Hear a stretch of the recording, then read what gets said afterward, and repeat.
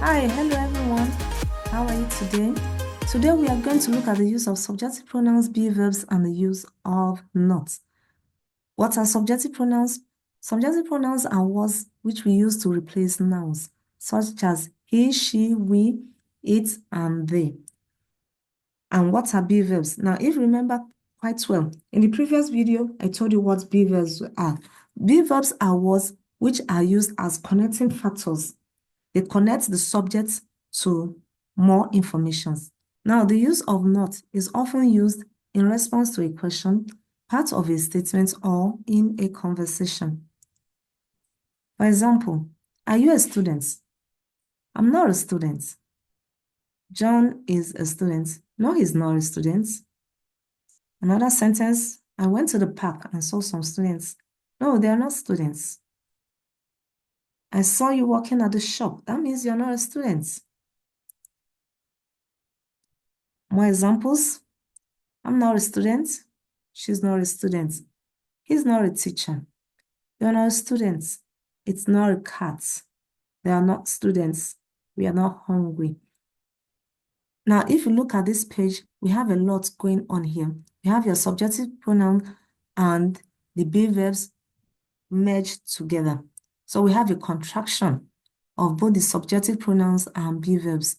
For example, she's is a contraction of she is. She's is a contraction of she is. She is not a student.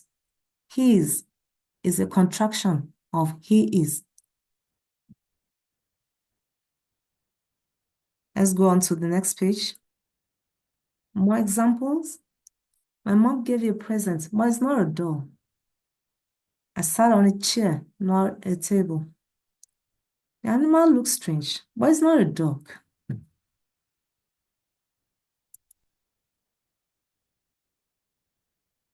Okay, here we have a sentence. Are you brothers? No, we are not brothers. You're not a cat. We are not sisters. What are those? They are not cars.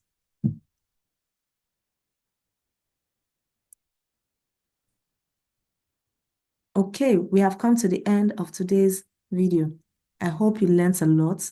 What we have learned today is the use of subjunctive pronouns, be verbs, and the use of not. And if you remember quite well, the subjunctive pronouns and be verbs were in contractions. That means I merged them together. That's when you merge your subjunctive pronoun and be verbs in order to make your sentence flow much more easier. Now, if you want a one-on-one session with me, either to improve your spoken English or your vocabulary, you can always get in touch with me via my email. That is through my email, which is right there in the description box. So I'll see you in the next class. Bye.